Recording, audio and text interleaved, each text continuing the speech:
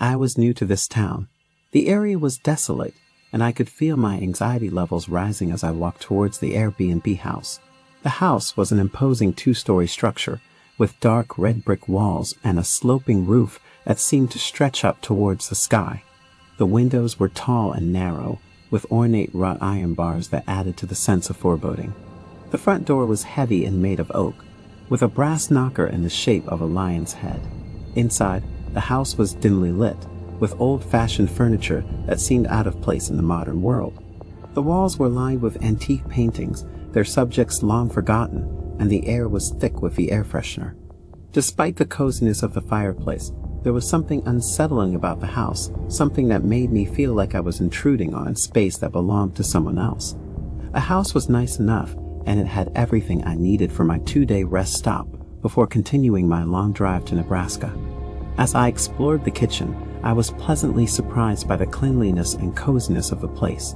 It had a coffee maker and a few pots and pans, but no food, and there was no supermarket around. I realized that I would have to rely on food delivery services to get my meals.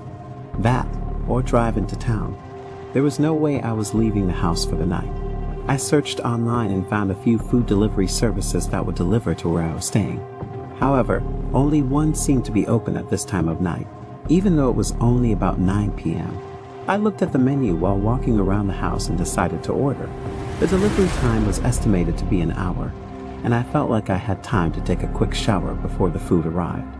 I had just finished taking a shower and was feeling relaxed and comfortable in my pajamas when I heard a knock on my door.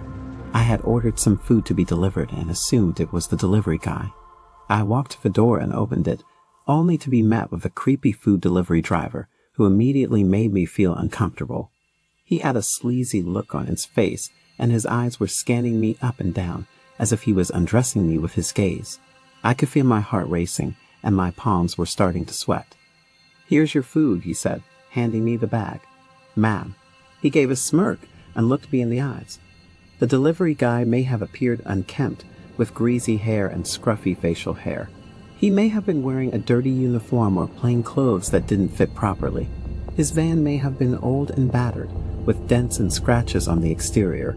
It was his van that gave off more bad vibes than the driver. That isn't saying much. It was the kind of white, unmarked van that you see on cold case abduction stories in the newspaper. I didn't want to even think about what was inside.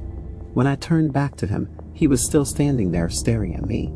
I felt my face flush with embarrassment as he made crude comments about my body and how he wished he could do more than deliver food.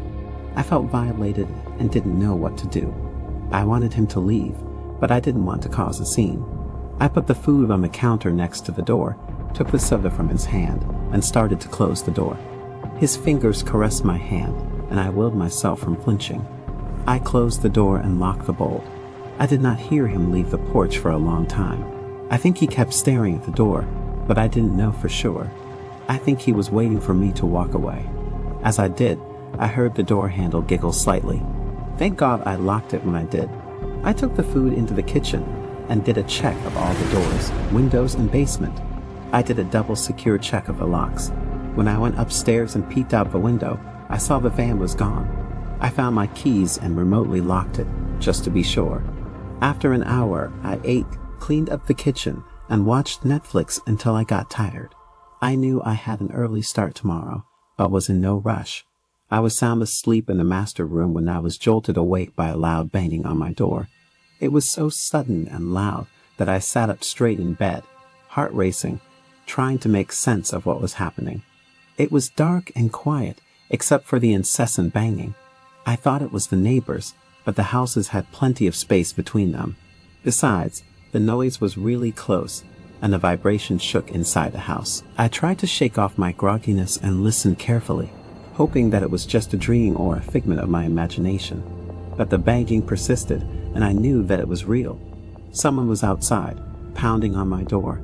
I grabbed my phone and looked at the time. It was just past 2 a.m. I opened up the app to communicate with the homeowner, hoping I wouldn't have to speed dial them if things went bad.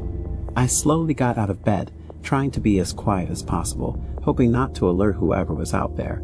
I tiptoed towards the door, heart racing, and peered through the peephole. It was too dark to see anything, and I couldn't make out who or what was outside. I stood there frozen, unsure of what to do. Should I open the door or ignore it, and hope that whoever it was would go away? The banging grew louder and more insistent, and I knew that I had to act fast. Taking a deep breath, I cautiously unlocked the door and opened it just a crack. The banging stopped abruptly, and I heard someone shuffle outside. I peered out into the darkness, but I couldn't see anything. "Who's there?" I asked hesitantly. I know that was a dumb thing to do. I don't know what I was expecting. Maybe a nice old lady who was lost. No such luck. There was no answer, just silence.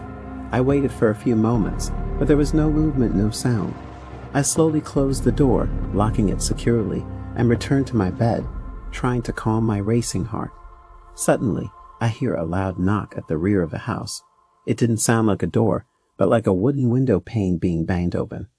There was a lone figure slinking through the shadows, moving stealthily from one side of the room to the next. This was no ordinary citizen, but a skilled burglar on the prowl. I peeked around the corner of the kitchen as he approached the rear of the house. He was scanning the windows for any sign of movement from the neighbors. I think he also thought the banging was very loud. Satisfied that the coast was clear, he quietly unlocked the back door and turned to venture into the house. I assumed he was looking for me. I had moved to the other side of the house and hid behind a large sofa. When he walked up the stairs, I waited until I heard him start checking the doors to the bedrooms. That's when I went into the kitchen and slipped a small steak knife in my pajama pants and pulled out a small cast iron pan. When the figure came back down the stairs, he started to head towards the front door. I think he was checking to see if I had left. I took the knife and threw it back into the kitchen.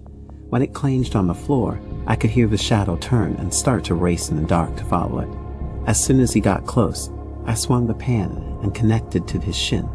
The person howled and cursed so loudly that it made me even more scared. I held on to the handle of the pan and began to hammer on his knees, shins, feet, and ankles. I heard a familiar, sleazy voice ask for mercy, begging me to stop. I whipped out my cell and called the police and explained what happened. Then I called the AirBnB host. It turned out the host was only a 5-minute drive away, and when they heard what was happening, they kept texting me while I spoke to the 911 operator. When all was said and done, I don't think I got to sleep until about 5 in the morning. The host was generous enough to refund me for the trouble and a stay anytime I am back in town, which was nice. I think I will use it when I return to press charges on the sleazy delivery driver.